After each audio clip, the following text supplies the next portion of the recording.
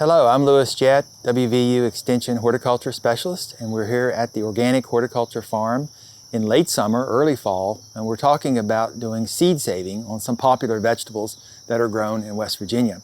Seed saving is an important practice for any gardener because saving seed ensures that you have seed and varieties of vegetables and even fruits and herbs and flowers for future generations. You can preserve genetic diversity by saving seed at your own garden or on your own farm. And here in Appalachia in West Virginia, we have been saving seed for many generations, so it's a traditional gardening practice. So we highly recommend that new gardeners start saving seed for future generations. And it's good to save seed from varieties that you like to eat, that have good color, flavor, maybe insect and disease resistance, and you want to save those varieties for the future, for planting in the future. So we're going to go through the steps of some of the most popular vegetables that are grown in gardens in West Virginia: tomatoes, beans, squashes, and melons. We also save corn seed. We're not going to be talking about that today, but those are the primary crops that it's much easier to save seed in West Virginia gardens. Saving seed preserves genetic diversity for the future. It also preserves varieties that may be adapted to growing here in West Virginia. And particularly if you're buying seed every year from a seed company that may be out of state, if you save your own seed, you're going to be saving yourself seed costs every year as well. The most important thing to remember about saving seed is that we primarily save from varieties that are called open pollinated varieties. And these are heritage or heirloom varieties that we'll be talking about later. But heritage or heirloom varieties, they breed true to type. So if you save the seed from that plant, the fruit or the flower of that plant, you're going to get a plant that looks exactly like that plant when you plant it again. You don't want to save seed from hybrid varieties. They usually are noted in seed catalogs or on the seed packet as F1 varieties, after the name of the variety. So if you save seed from a hybrid variety, you will not get a vegetable, fruit, flower, herb that looks exactly like the parent from which you saved it from. So it's very important to make sure that you have heirloom varieties that are typically older than 50 years old, and to make sure that they are open pollinated varieties if you're wishing to save seed. One of the most popular garden vegetables in West Virginia is tomatoes. Tomatoes are eaten by lots of people. They love to eat them, particularly the heirloom varieties, which have tremendous flavor. So it's very important to save varieties that have good flavor, good characteristics, and that's what we've been doing at the horticulture farm here at WVU. This is the mortgage lifter tomato, which has a history in West Virginia. We're collecting strains of mortgage lifter and growing the seed and trying to distribute it to different gardeners throughout the state. But the mortgage lifter is a beefsteak tomato that is either red, like this one I'm holding in my hand, or it can be somewhat pinkish, like this other strain that we have. But it's an excellent tomato. Its history in West Virginia is almost 100 years old. Another popular West Virginia heirloom tomato is the West Virginia hillbilly tomato. It has a long history in the state. It is a bicolored, sort of a variety that looks like Mr. Stripey, which many gardeners know. But it's a very sweet tomato and has a long history in the state and has excellent quality. So we're trying to save seed from different strains of it as well.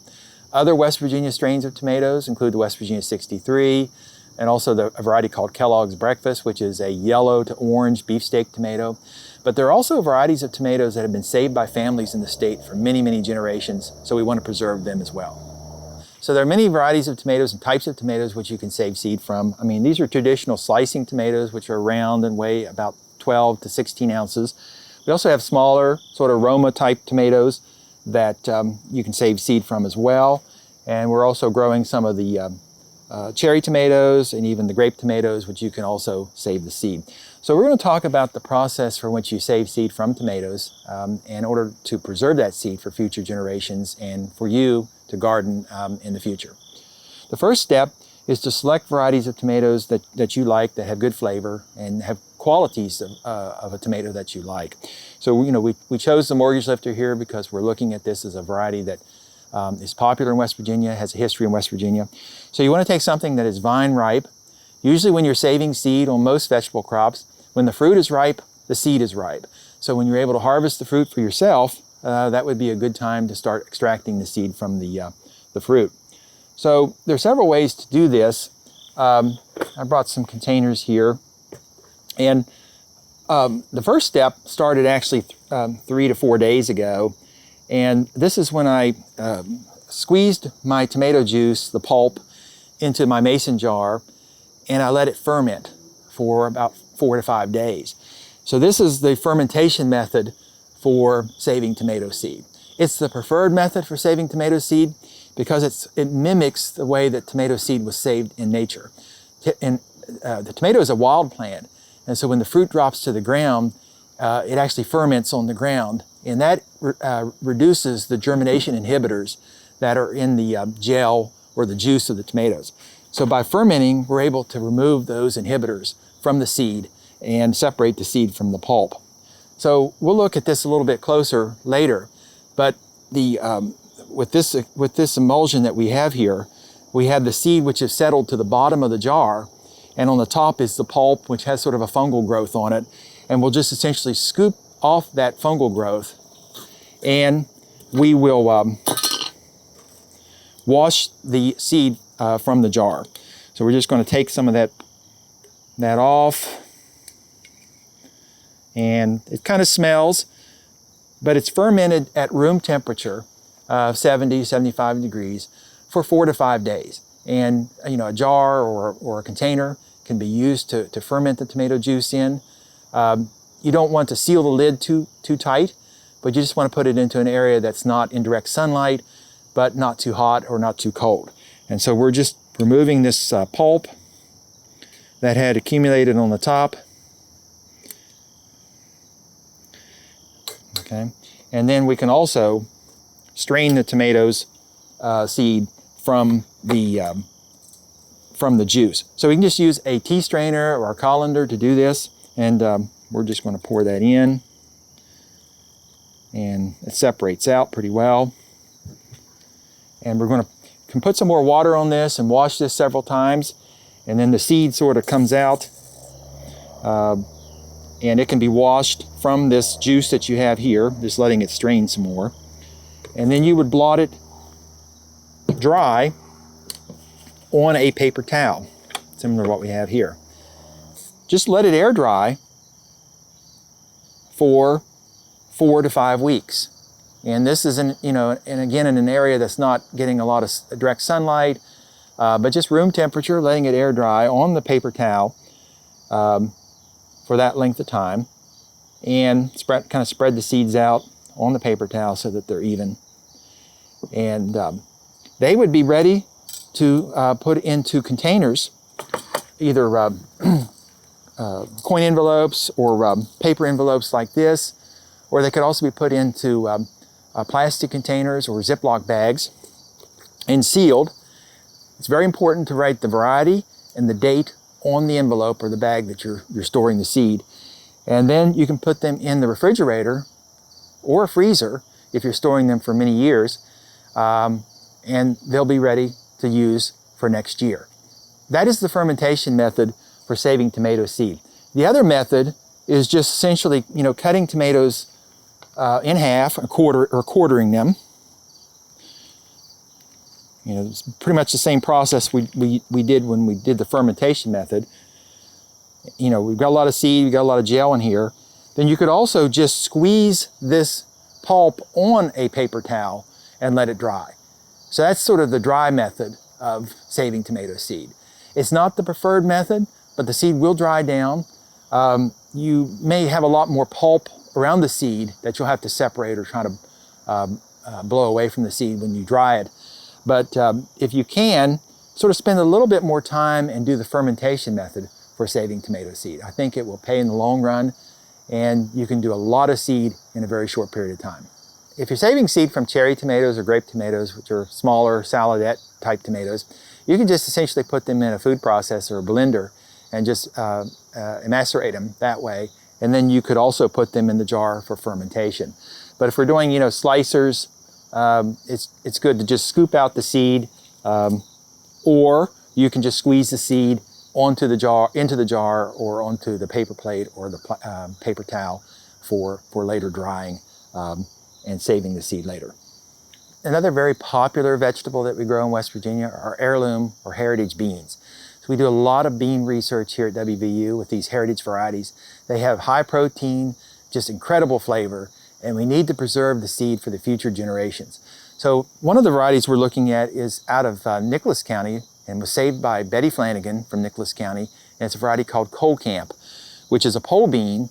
And it can also be eaten as a green bean, fresh green bean like I have in my hand here, but also can be dried and shelled out as a soup bean or a cooking bean. And it's a very dark bean, has a lot of tannins in it, has a lot of protein. And so we encourage people to try this bean. It has excellent flavor, has excellent yields, and you probably can't see from this distance, but it has sort of a purplish pod to it, and it has beautiful pink flowers, which make it somewhat ornamental. So there's other bean varieties as well. Beans come in so many different colors and pod sizes, and the bean colors themselves when you shell them are very distinct. And these are some of the dry beans, which are cranberry beans. They have sort of a mottled red or white hull, and then when you shell them, the bean itself has just that kind of color as well. So it has sort of a speckled pod, and this is a fresh shelled bean or a dry bean. So also dry beans are an excellent bean to save seed from as well. So beans are very easy to grow in the garden. They're sensitive to frost, so you do plant them after the last frost date in the spring.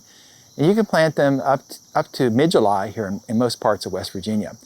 We grow them for seed here at WVU Horticulture Farm, but we're also looking at trellis designs and different ways to pick them more efficiently. But compared to bush beans, which somewhat have somewhat of a neutral flavor, these heritage or heirloom beans have incredible flavor. And we encourage every home gardener and grower to try them for something new that they have not grown before. So we do want to save the seed from them. And so we just essentially let the green pods dry on the plant, just naturally dry. We're in a greenhouse now, so we grow some of these seed in a greenhouse. It's very easy for them to dry on the vine in the greenhouse.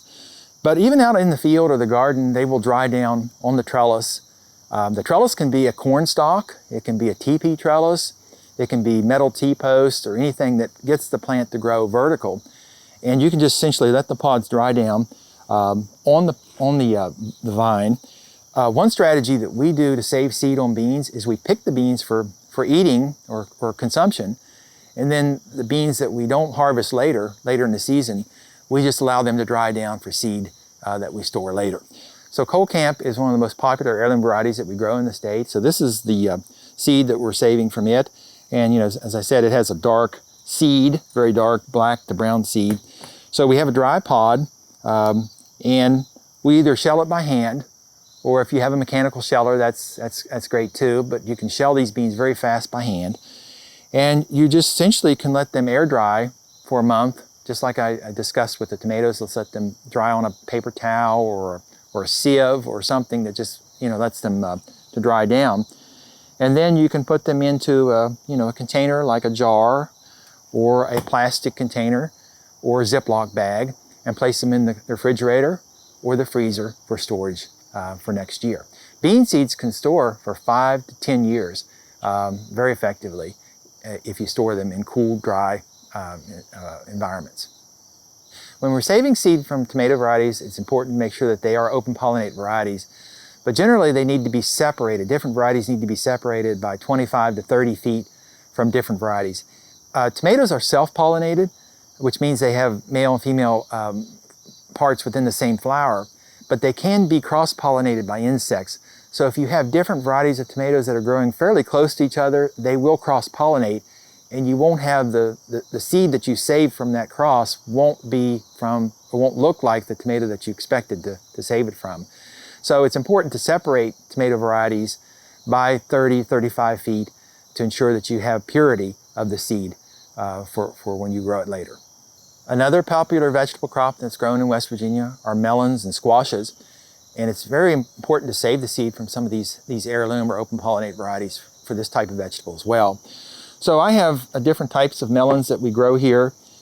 This happens to be a French Charente melon, which is over 100 years old, but it's an open pollinated variety of cantaloupe, and it's a true cantaloupe. So if you do grow this, it doesn't slip from the vine like traditional cantaloupes do. It just hangs on the vine, but when it's ripe, it just turns this golden brown color, and it has the aroma of a traditional cantaloupe. So very good cantaloupe to grow if you haven't grown these Charente or French melons. Most heirloom seed companies will carry these varieties. But as I was saying earlier with the tomato fruit, when the fruit is ripe, the seed is ripe. So when you're ready to harvest the cantaloupe or the melon, you're able to eat the flesh, but you can essentially just scoop out the seed from the seed cavity, and that can be put on a paper plate. You can scoop some of the seeds out, sort of spread them out, or blot them dry onto a paper towel.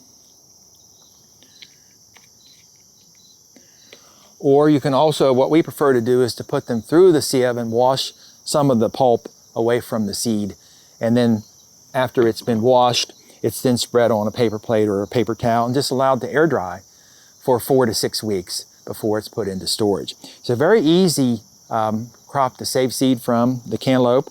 Lots of seeds within these cavities. And just make sure you get as many seeds as you can. And again, prefer to take the seed out and to wash the seed and then blot it dry onto a paper towel as a way to save it. You can also save the seed from cucumbers, which are in the same family as cantaloupes or melons. This is a white variety of cucumber we grow here at the farm. This is the stage in which it's mostly eaten, sort of a lemon colored.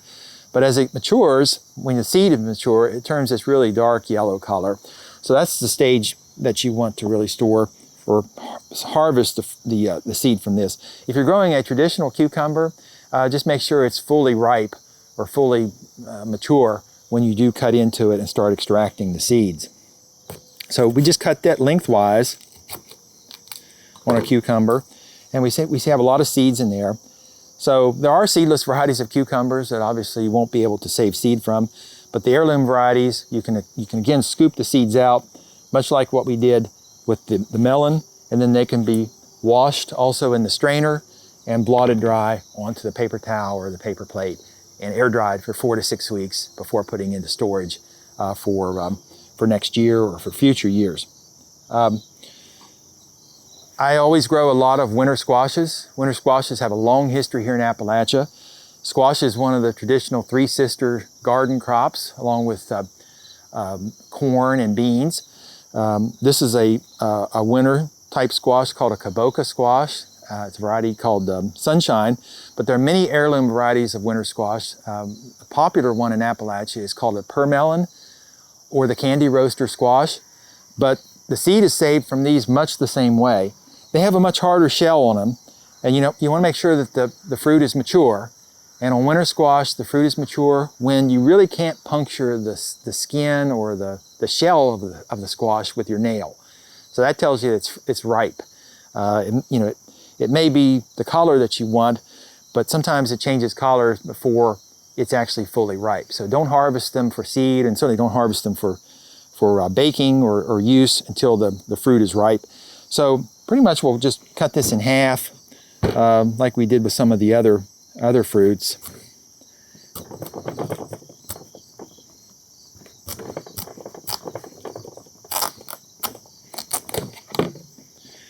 And we'll just sort of break it open, and very dark orange, a lot of beta carotene, a lot of vitamin A in this fruit. So highly recommend eating a lot of dark orange vegetables if you can. The winter squashes, the sweet potatoes would be a great choice for that. But you see, there's lots of seeds in there, big seeds, large seeds. They're slimy, so they still have a lot of pulp around them. So again, it's the same process. We just, essentially just scoop all those seeds out of there, and you can wash them. Again, just washing them, very simple process, and then just letting them air dry again for 4 to 6 weeks, and they're ready to be put into storage after that. But make sure, again, you have an heirloom variety of squash. It's open pollinated, and choose fruit that is, the size that you like and has the characteristics and qualities that you like. And always save seed from healthy plants. Don't don't choose fruit to save seed on any of these crops that we've talked about on a plant that's weak or doesn't have a lot of good vigor. So just make sure the plant is healthy and vigorous when you save seed from it. So when growing heirloom, melons, watermelons, cantaloupes, and winter squashes, it's very important to make sure you have varietal purity. These squashes, these melons have separate male and female flowers on the same plant. So it's very easy for there to be cross-pollination between varieties if they're not separated by some method. It's somewhat hard to separate them by distance because you'd have to separate them by over a mile to not get cross-pollination. So we found the easiest way to save seed on these types of crops, the vine crops, the melons, the squashes, is to self-pollinate them, to take male flowers from the same plant or from plants of the same variety and pollinate the female flowers, and then tag that flower with a small tag, like a price tag or something, and just write the date that you did the pollination. So you're just essentially brushing the stamens from the male flower onto the pistil of the female flower, and you're doing your own pollination. These flowers from these vine crops are only open for a day or two. So when they immediately open, that's the time to do your self-pollination. You can use a Q-tip to transfer pollen. It's a very good educational exercise on cross-pollination. And you can do your own pollination as well. Otherwise, you'll have to sort of isolate the plant as best as you can. I mean, you would have to build a cage around the plant if you didn't want any cross-pollination. But it's much easier to do the self-pollination yourself to make sure you have varietal purity on squashes and melons. So in conclusion, we highly recommend that gardeners, growers, save seed if possible. As I said earlier, it preserves genetic diversity for future generations. Many of these varieties are adapted to West Virginia, and we need to preserve them for the future. So it's a very important production practice, and we're happy to help here in Extension, to help any gardener or grower to learn how to save seed. Just reach out to me directly through my email, lewis.jet@mail.wvu.edu, and we can help you save seed from not only these crops, but also other crops that I haven't mentioned that have a little bit different process.